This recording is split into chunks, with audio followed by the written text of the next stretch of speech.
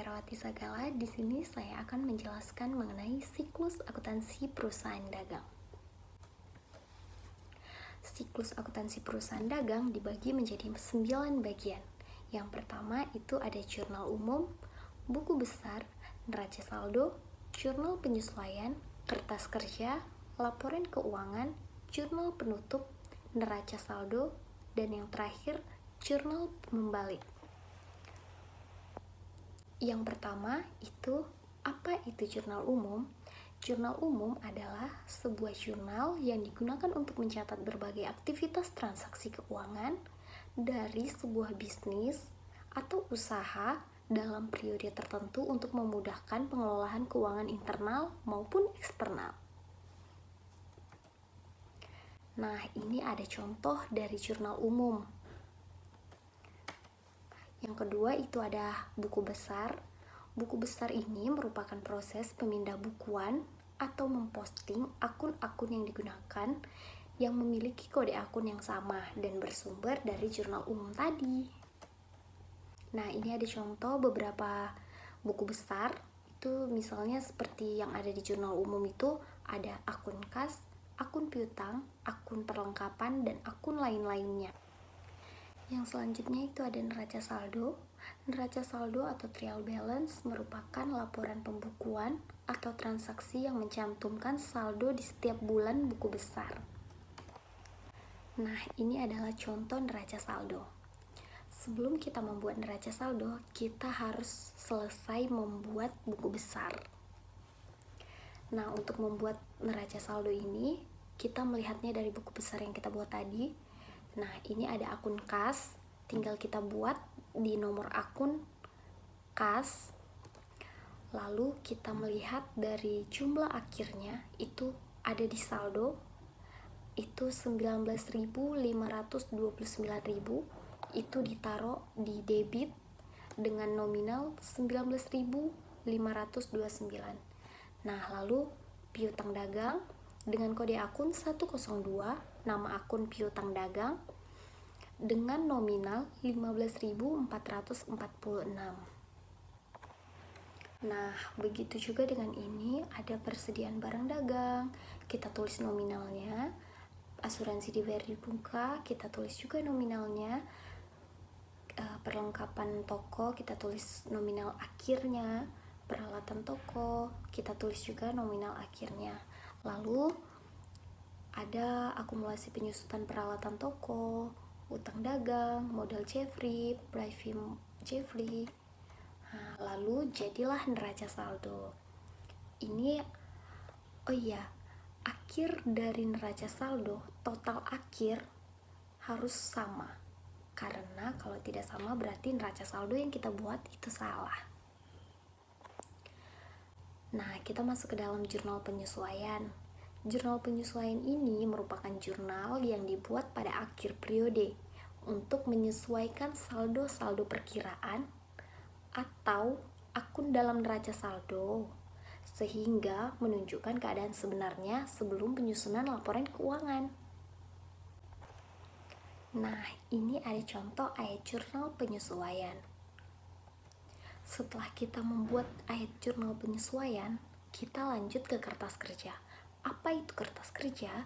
Kertas kerja adalah suatu kertas yang berkolom-kolom atau berlajur-lajur yang direncanakan secara khusus untuk menghimpun semua data-data akuntansi yang dibutuhkan pada saat perusahaan akan menyusun laporan keuangan dengan cara sistematik.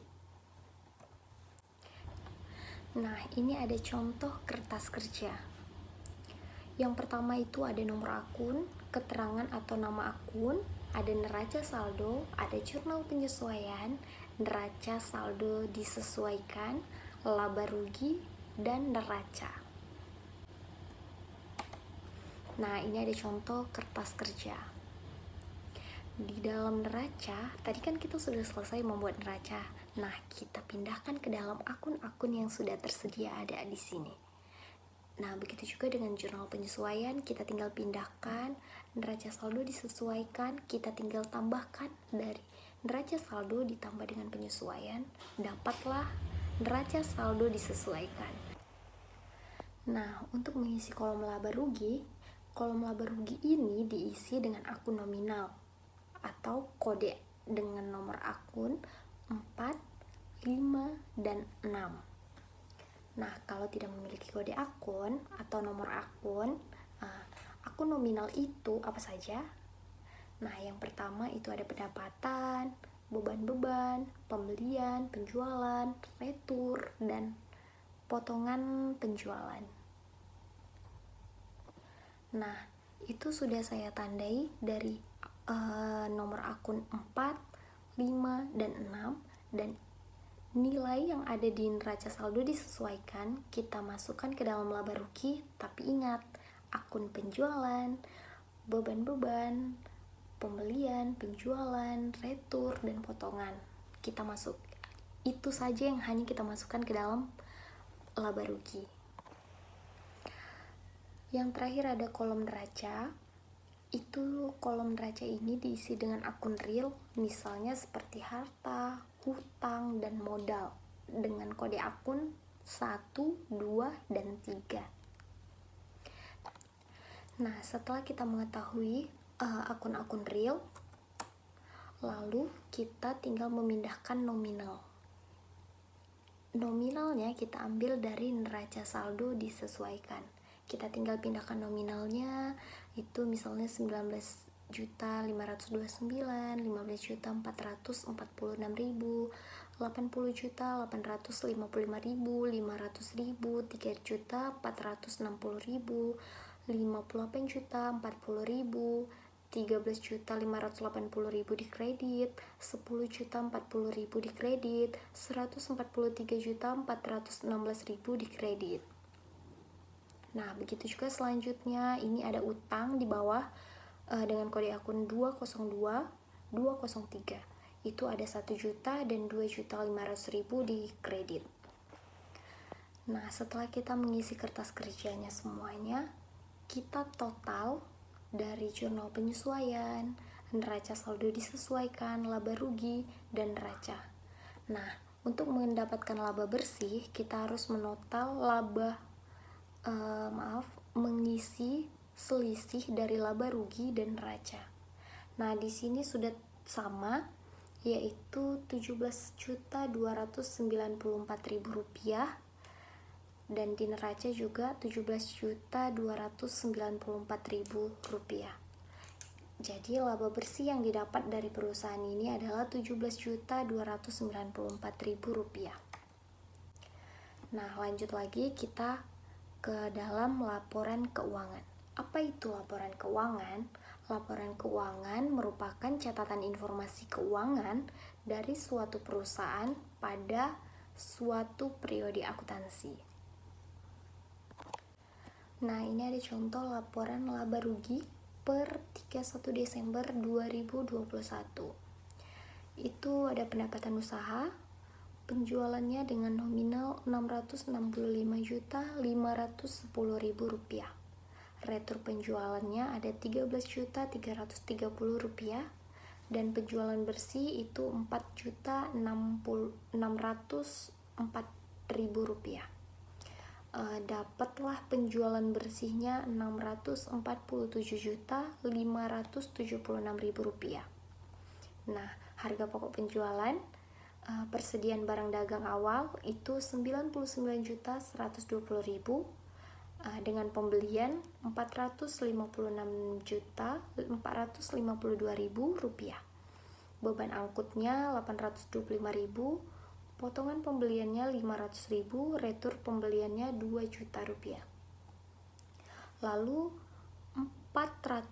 pembelian ini dikurangi sama beban angkut, potongan pembelian, retur pembelian. Nah, dapatlah Rp454.777.000. Nah, persediaan awal ditambah pembelian bersih, dapatlah barang tersedia untuk dijual dengan senilai Rp553.897.000. Nah, di sini lalu persediaan barang dagang akhir itu senilai Rp80.855.000.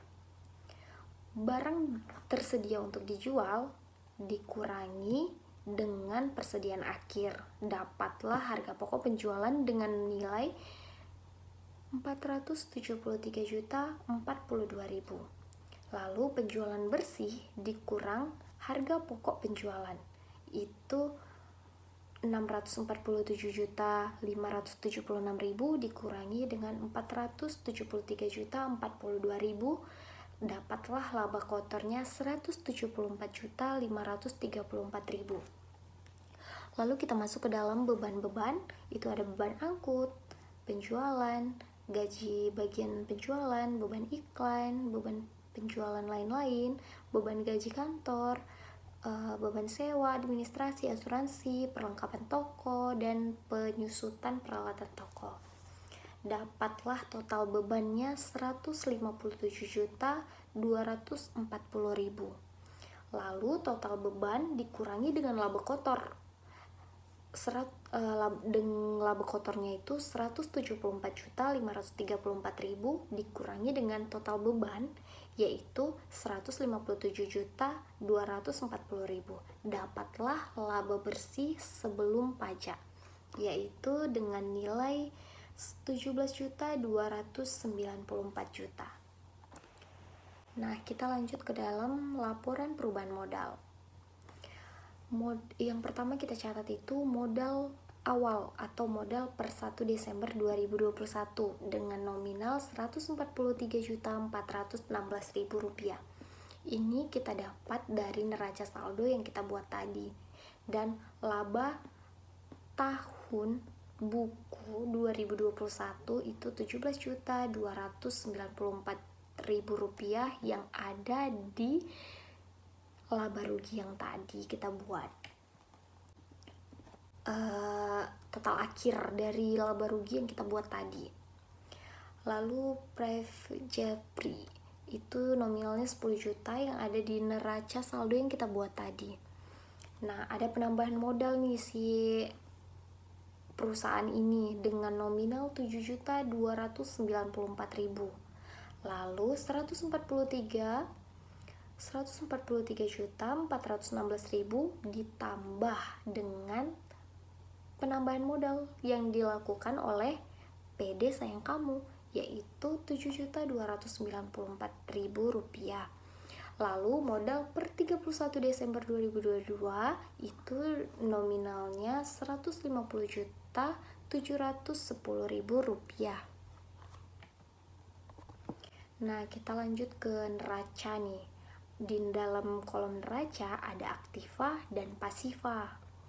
Aktiva ini ada harta, kalau pasiva itu ada utang dan modal. Nah, aktiva nih ada kas, piutang dagang, persediaan barang dagang, asuransi dibayar di muka, perlengkapan toko, itu ada nominalnya itu 19.529,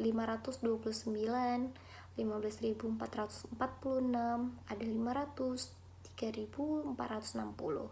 Dapatlah total aktiva lancarnya 119.790. Lalu aktiva tetap itu ada peralatan toko 58.040, ada akumulasi penyusutan peralatan toko 13.580, lalu dapatlah total aktivanya 44.460. Nah, total dari aktiva lancar dan aktiva tetap itu ditambah 119.790 ditambah 44.460, dapatlah total aktiva 164.250. Lanjut kita ke pasiva, itu ada utang dan modal. Nah, utang lancarnya itu ada utang dagang sebesar 10.040 dan utang gaji bagian penjualan itu ada 1.000, ada utang gaji bagian kantor itu ada 2.500. Nah, total utangnya itu 13.540. Dan modal Jepri terakhir tadi di laporan perubahan modal, kita ambil dari laporan perubahan modal tadi itu per 31 Desember 2021 yaitu 150.710. Jadi dapatlah total pasifanya 164.250. Nah, di sini balance kan antara aktiva dan pasifanya. Berarti laporan keuangan yang kita buat itu benar. Nah, selanjutnya kita masuk ke dalam jurnal penutup. Apa itu jurnal penutup? Jurnal penutup merupakan jurnal yang digunakan pada perusahaan dalam aktivitas akuntansi dengan tujuan menghapus atau menolak saldo akun nominal, prive, dan laba rugi. Nah, ini ada contoh dari jurnal penutup per 31 Desember 2021. Ada penjualan, retur pembelian, potongan, ikhtisar laba rugi pada ikhtisar laba rugi. Nah, seperti yang ada di gambar ini. Nah, ini ada menutup prive, ini ada jurnalnya. Ada kalau modal di kredit, kalau prive di kredit. Lalu kita lanjut ke dalam neraca saldo. Apa itu neraca saldo setelah penutup? Neraca saldo setelah penutup merupakan neraca yang diisi oleh saldo akun-akun yang bersumber dari buku besar setelah penutup atau akun-akun yang tidak bisa ditutup. Nah, apa itu jurnal pembalik? Jurnal pembalik adalah jurnal yang dibuat untuk mengembalikan saldo akun dari pos penyesuaian tertentu yang dibuat pada periode sebelumnya. Baik, sekian dari hasil presentasi saya. Jika ada salah kata, saya minta maaf. Terima kasih. Bye-bye.